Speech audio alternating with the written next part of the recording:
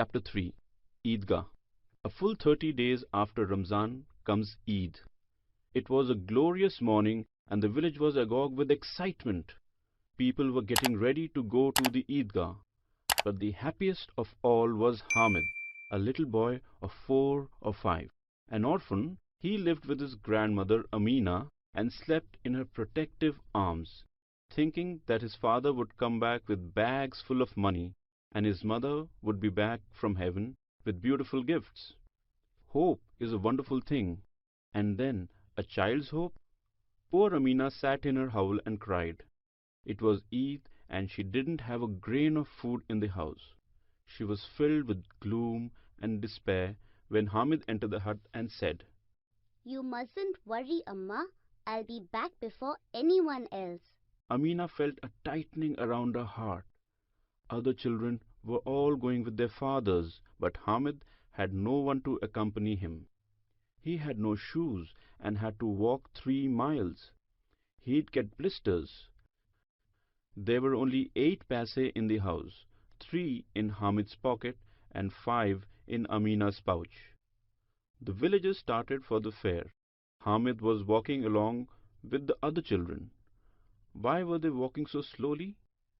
Whatever caught their eyes, they'd stand and gape at it in wonder. Hamid felt he had wings on his feet. Suddenly, they could see the Idgah. There were rows upon rows of worshippers as far as eyes could see, spilling well beyond the mosque courtyard. Here neither wealth nor status matters, because in the eyes of Islam, all men are equal. The prayers were over. Men embraced each other. Then they descended on the sweet shops, a merry-go-round, wooden horses and camels suspended on rods, and the toy vendors. Hamid's friends Mahmud, Mohsin, Noore and Sammi rode on the camels and horses. Hamid stood at some distance. He could not waste 1/3 of his treasure on an ordinary ride. Then the children bought clay toys, and he looked at them with longing, hoping that he could carry them for a little while. After the toys, it was sweets. Hamid remained aloof.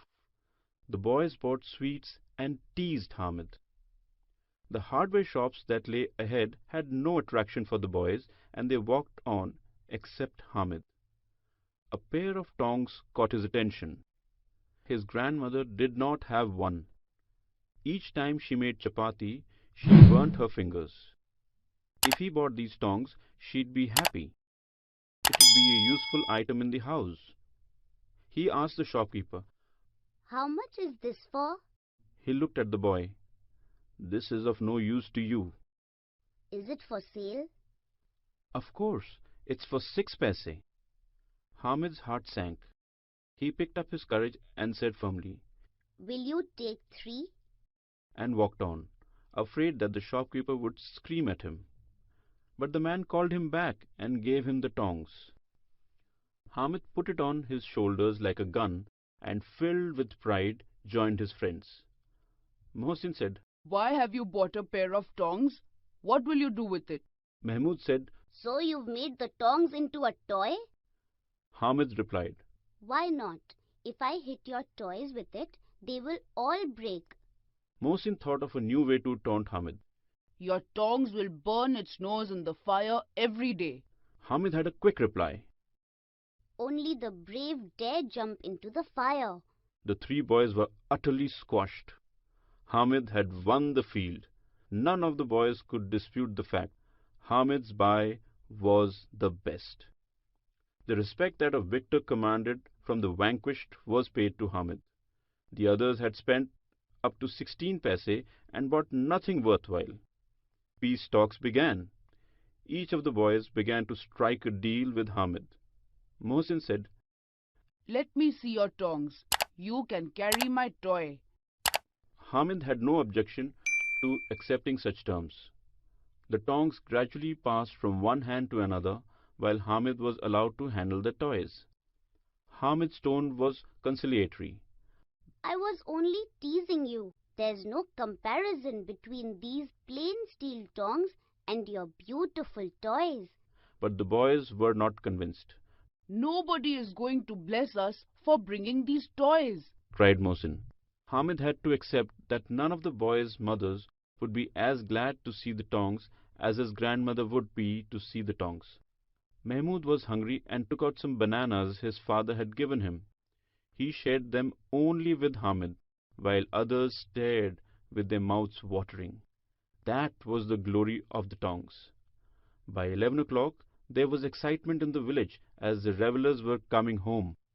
On hearing Hamid's voice, Amina rushed forward and picked him up. When she spotted the tongs in his hands, she was taken aback. Where did you get it from?